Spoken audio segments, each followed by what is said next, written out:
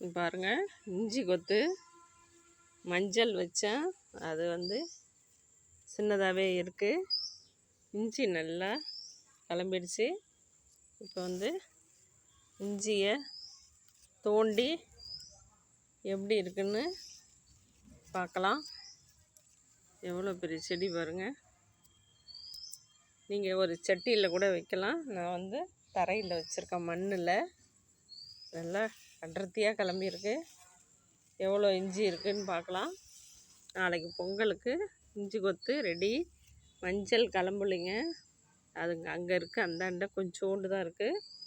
இதை இப்போது எடுத்து பார்க்கலாம். நோண்டி எடுத்துட்டேன். இஞ்சி இருக்கிற மாதிரி தெரியல, வந்துருச்சுங்க.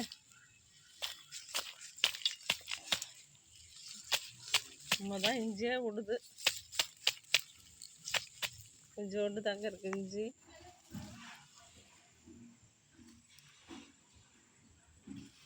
ஒரு 2 மாதம் போகணும். இஞ்சி இல்லைங்க, ரொம்ப இல்லை. ஆனால் ஒரு டீக்கு ஒரு அளவுக்கு தான் வந்திருக்கு. நீங்கள் இந்த மாதிரி தோட்டத்தில் வச்சு பயிரிட்டு அறுவடை பண்ணி பாருங்கள். நல்லா சூப்பராக கிளம்பியிருக்கு. ஆனால் இன்னும் ஒரு மாதம் போகணும். 2-3 மாதம் இருக்கும். ஆனாலும் நான் அதை பொங்கலுக்காக எடுத்துட்டேன். பொங்கலுக்கான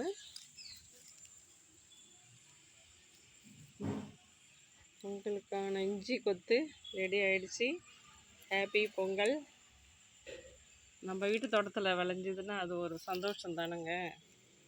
மஞ்சள் கொத்து மட்டும் வாங்கினா போகிறோம். இஞ்சி கொத்து இப்போ தண்ணீரை போட்டு வச்சுட்டு நாளைக்கு பொங்கலுக்கு படையல் போட்டுடலாம். ஹாப்பி பொங்கல்.